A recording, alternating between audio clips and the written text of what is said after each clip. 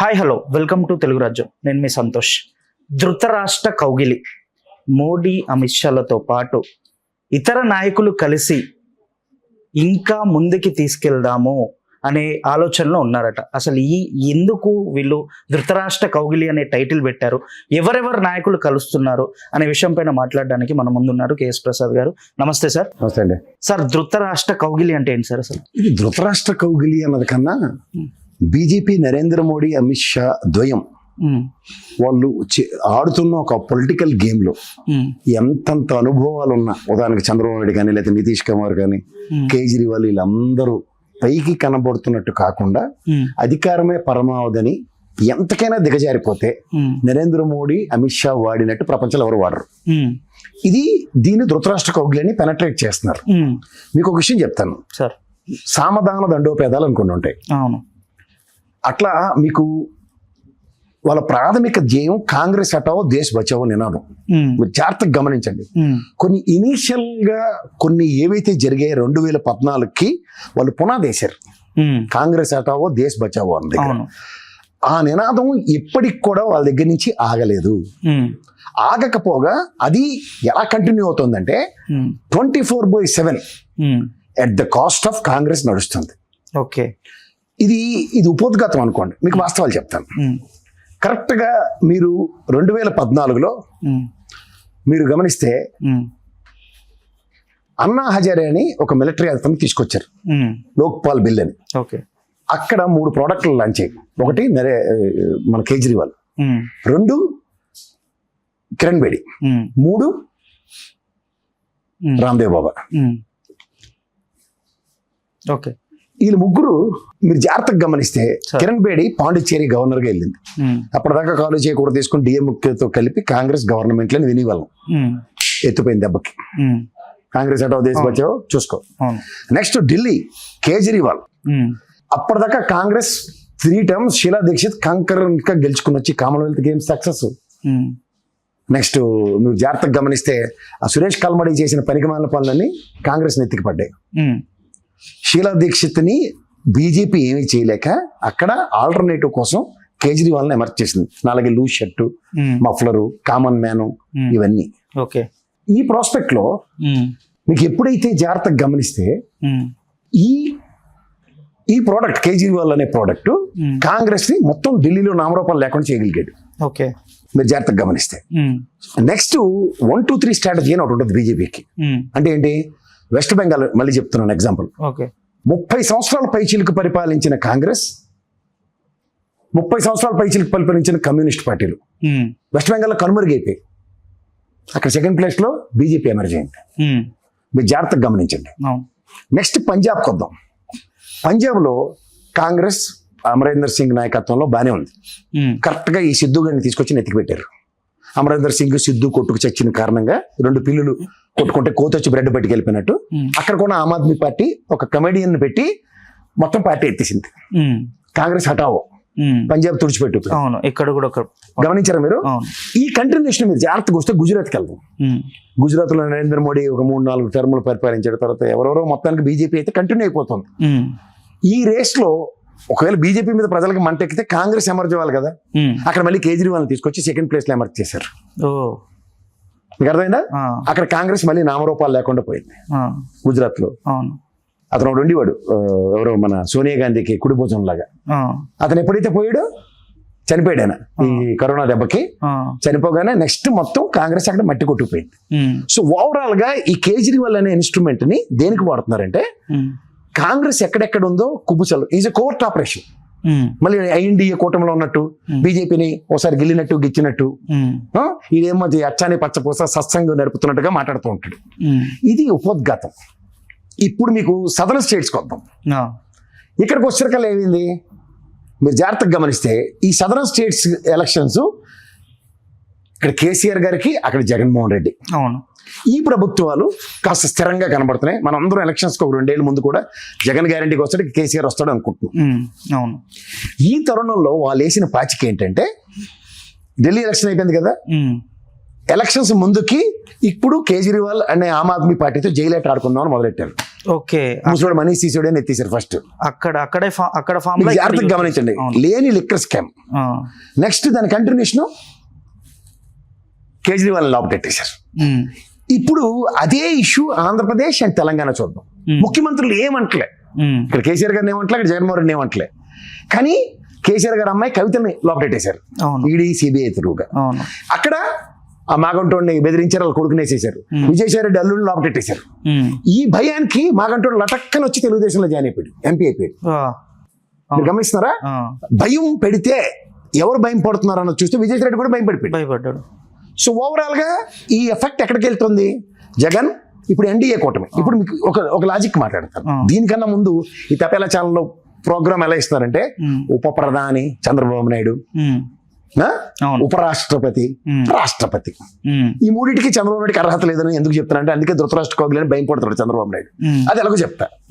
రాష్ట్రపతి ఇప్పుడు ఎలాంటి రోల్ ప్లే చేసింది? చంద్రబాబు నాయుడు అనే వ్యక్తి కాస్త కాకలు తీరిన గంధర్వుడు కదా రాజకీయాల్లో.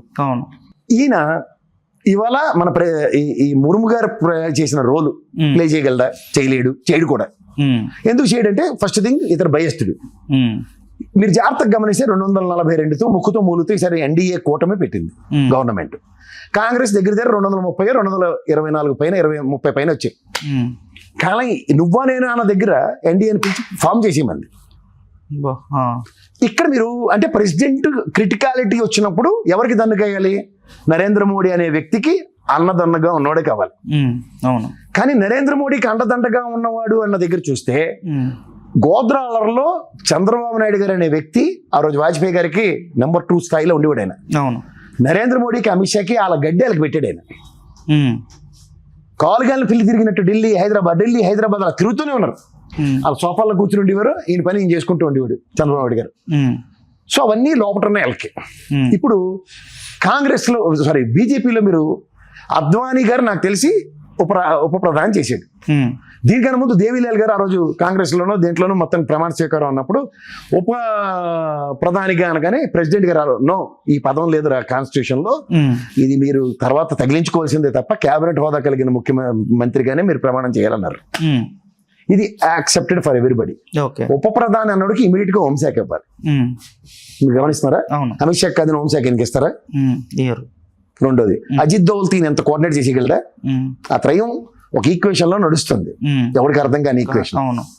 అజిత్ దోవల్ అంటే కాంతారావు గారి ఫేవరెట్. ఇప్పుడు ఈ ఈక్వేషన్స్ లో ఫస్ట్ థింగ్ ప్రెసిడెంట్ కి సూట్ కాడు, రెండోది ఉప ప్రధాని కాన్సెప్ట్ లేదు. మూడో పాయింట్ ఇక్కడ ఇది ఎందుకు వచ్చిందంటే ఇక్కడ మీకు జాగ్రత్తగా గమనిస్తే ఎన్డీఏ కూటమిలో నితీష్ కుమార్ గారు చంద్రబాబు నాయుడు గారు ఎలా వెళ్ళారంటే అధికారం కోసం. మీకు బీజేపీ చూడండి, మహేష్ బాబు గారి సినిమా ఉంటుంది, నీకు ఢిల్లీ పీఠం ఇస్తాను, అలాగే నీకు బీహార్ ఇస్తాను, నీకు ఆంధ్రప్రదేశ్ ఇస్తాను. ఇస్తారు, కేసీఆర్కి ఇస్తారు, ఇక్కడ ఇస్తారు. కానీ ఎన్డీఏ కూటమిలోకి వెళ్ళాలి. వీళ్ళిద్దరూ వెళ్ళరు, బయట నుంచే సపోర్ట్. బయట నుంచి సపోర్ట్ చేస్తే వాళ్ళకి పేకలు దిగిపోతాయి. ఎన్డీఏ కూటమని ఫస్ట్ ఈ రిసార్ట్లు ఇవన్నీ పెట్టి కాలక్షేపం చేసే ఓపుకుంటుంది వాళ్ళకి. మీకు అర్థమైందా? అర్థమైంది. సో ఎప్పుడైతే వీళ్ళిద్దరూ బయట నుంచి అన్న దగ్గర సామధాన దండోపేదల్లో లిక్కర్ స్కామ్ పెట్టి బెదిరించినా సరే బెదరని ఇద్దరు, కూతురు జైలుకి వెళ్ళినా పర్లేదు అనుకున్నాడు కేసీఆర్. ఇక్కడ విజయసాయి రెడ్డి లాంటి పోతాడన్నా అప్పటి నుంచి భయం పడుతున్నా సరే విజయసాయి రెడ్డి లాబింగ్ చేస్తాడు, ఎలాగైనా సరే బీజేపీతో వెళ్ళిపోదాం అని. అయినా సరే తృణప్రాయంగా నో అంటే నో. ఇది మాట తిప్పడం మడం తిప్పడం అంటే జగన్మోహన్ రెడ్డి. ఈయన అధికారం కోసం రూల్ చేస్తున్న చంద్రబాబు నాయుడు, అక్కడ నితీష్ కుమార్ కమాన్ అంటే కమాన్ అన్నారు. ఇప్పుడు రాజ్యసభలో జరుగుతున్న పరిణామాలు ఆంధ్రప్రదేశ్ నుంచి లేదు, ఇంకొక నెక్స్ట్ ఇయర్కి ఉంటుంది.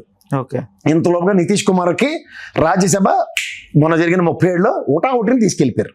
అంటే బైబ్యాక్ పాలసీలో బీహార్ బీజేపీ కాంకర్ చేసేసింది. మీరు గమనించారా? శివరాజ్ సింగ్ చౌహాన్ ని తప్పించి అక్కడ తీసుకెళ్ళినా బీజేపీ పనంగాలే. కానీ బీజేపీ స్ట్రాటజికల్ గా మనోడికి ఎరేషన్ వేసి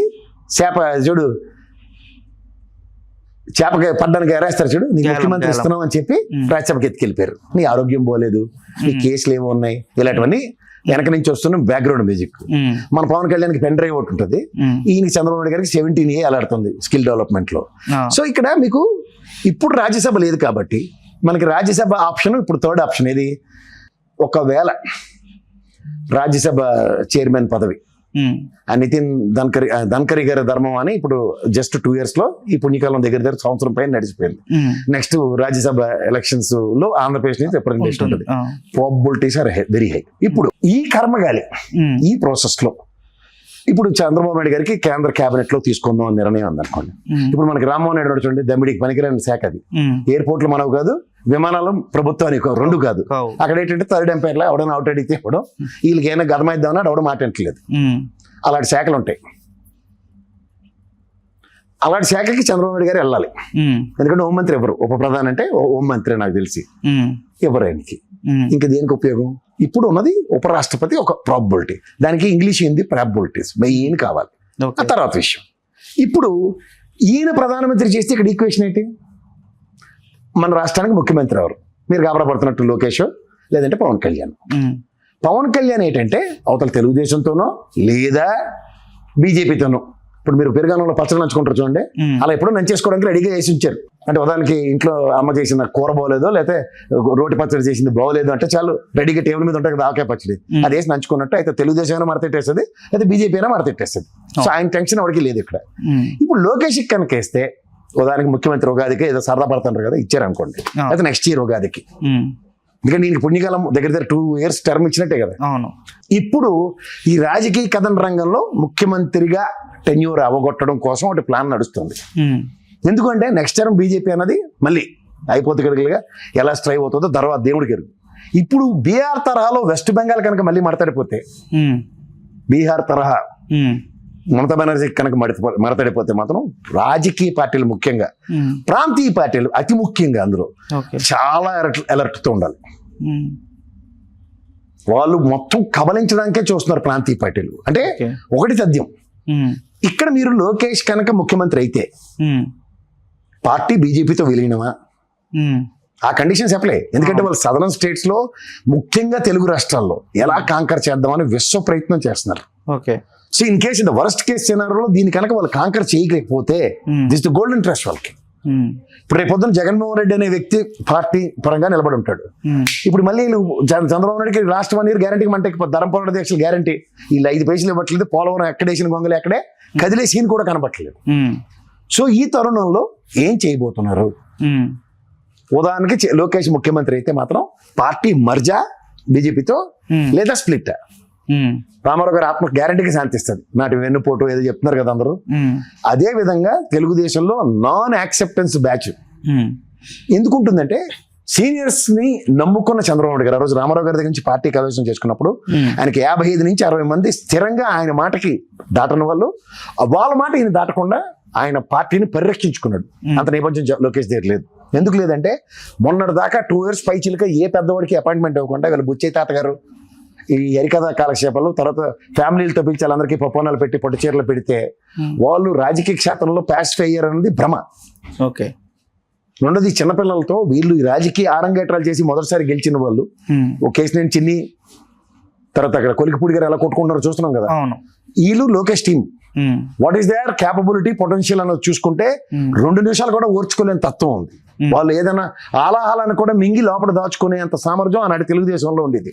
ఇప్పుడు ఇది సో ఎక్కడిదక్కడ పట కొట్టుకుని పోతున్నారు అనుకోండి, దీని అవుట్కమ్ లో డెరైవ్ అవ్వడం, దానికి లోకేష్ గారి హ్యాండ్లింగ్ అంత స్కిల్స్ ఉంటాయా?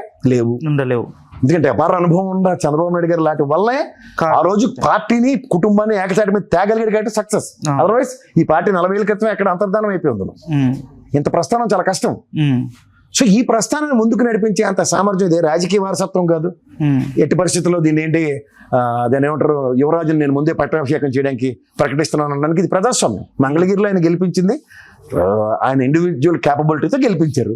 ఆయనకి మహా అయితే మంగళగిరి నుంచి ఒక మంత్రి పదవి వస్తుందని నియోజకవర్గం గెలిపించవచ్చేమో, కానీ ముఖ్యమంత్రి అభ్యర్థిగా కంటెస్ట్ చేయలేదు. కుప్పం నుంచి అయితే చంద్రబాబు నాయుడు గారు ముఖ్యమంత్రి అభ్యర్థిగా, నెక్స్ట్ ఆయన అక్కడ పులివెందుల నుంచి జగన్మోహన్ రెడ్డి గారు ముఖ్యమంత్రి అభ్యర్థిగా కంటెస్ట్ చేశారు. బీజేపీ అండ్ పవన్ కళ్యాణ్ 2 అయితే మాత్రం ఖచ్చితంగా పురంధేశ్వరరావు గారు అయితే ఎంపీకి నిలబడ్డారు. ఆ రోజు బీజేపీ పరంగా నిలబడిన వాళ్ళు ఎవరు కూడా ముఖ్యమంత్రి రేస్ లో లేరు. పవన్ కళ్యాణ్ కూడా నేను ముందే కాటో వేసాడు. ఆయన ఖచ్చితంగా ఆయన ఒక గెలిస్తే ఆ నియోజకవర్గం నుంచి పిఠాపురం నుంచి ఒక కాబోయే మంత్రి. సో ఈ కంటెస్ట్ లో ఎక్కడ ముఖ్యమంత్రి రేస్ లో ఇది యువరాజు పట్టాభిషేకం ఉంది కాన్సెప్ట్. సో ఇది అన్నెసరీగా ఒక ఫెయిలర్ ని పాపప్ చేసి ఎబిలిటీస్ ఆఫ్ చంద్రబాబు నాయుడు గారిని ఎక్స్ప్లోర్ చేయడానికి, ఆయన సాధారణంగా మార్కెట్ లో ఫెయిలర్ ఆయన పనిచేస్తాడు. అవును. నెగిటివ్స్ ఏంటి, పాజిటివ్స్ ఏంటి మన దగ్గర. సో ఈ కాంపిటెంట్ లెవెల్లో ఫస్ట్ థింగ్ బీజేపీలో రాజ్నాథ్ సింగ్ గారు, నితిన్ గడ్కరీ కానీ ఇలాంటి అతిరథ మహారథులకే డిప్యూటీ ప్రైమ్ మినిస్టర్ దిక్కుదివానలేదు. ఈయన ఎక్కడి నుంచి పైపచ్చి ఇతను నిలకడతాను, ఈయన స్థిరత్వం. మా ప్రొఫెసర్ నాగేశ్వరరావు గారు, మా గురువు గారు చాలా బాగా చెప్పారు ఈ విషయం. నిలకడలేని తనం రాజకీయాల్లో ఉందంటే అతనితోనే. ఇక్కడ వాళ్ళ టాలరెన్స్ ఈ రోజు నరేంద్ర మోడీ గారిది ఏంటంటే, ఇక్కడ తెలంగాణ రాజకీయాలు కాంగ్రెస్ అనే హెడ్డింగ్ పెట్టి బీజేపీ చంద్రబాబు నాయుడు గారి పరంగా నడిపిస్తున్న విధానానికి వాళ్ళు తన్మయత్వంలో ఉన్నారు. ఎంత కాదని ఇండైరెక్ట్ గా మన దగ్గర ఉన్నాయని. సో ఈ ప్రాస్పెక్టివ్ లో ఎన్నాళ్ళు ఈ టాలరెన్స్ ఉంటుందని చాలా ఇంపార్టెంట్. ఇక్కడ మీకు ఈ రంగులన్నీ ఎప్పుడు బయటపడతాయంటే, రేపు సీల్డ్ కవర్లు లాస్ట్ 2 years లోనూ లాస్ట్ 1 year మార్చింది అనుకోండి Congress, original flavours of Revanth Reddy గారిది బయటపడతాయి. సో దాని పర్యవసానాలు ఎలా ఉంటాయంటే, ఈ కాన్సిక్వెన్సెస్ ని ఎంతవరకు మనం ముందుకు తీసుకెళ్లగలం మన దగ్గర, ఈ నిస్సహాయత లేకపోతే సమాధానం ఉంటుందా, ఇవన్నీ తేటతెల్లం అవుతాయి. ప్రజెంట్ అయితే మాత్రం ఇది కేవలం ఊహాజనితమైన వార్త. రాజ్యసభ ఇప్పుడు ప్రజెంట్ వేకెన్సీస్ లేవు. ఈయన హుటాహుటిని రాజ్యసభకు తీసుకెళ్తే, ఇప్పుడు కనుక ఏదైనా మా కేబినెట్ మంత్రి పదవి ఏమైనా అనౌన్స్ చేస్తే, సేమ్ హరికృష్ణ లాగా 6 నెలలు రాజ్యసభ వస్తుందని కొదగావుల శ్రీదేవిలో ఎదురు చూడడం, తక్కెళ్ళి ఆడుకోవడమే తప్ప ఇంకేం ఉండదు.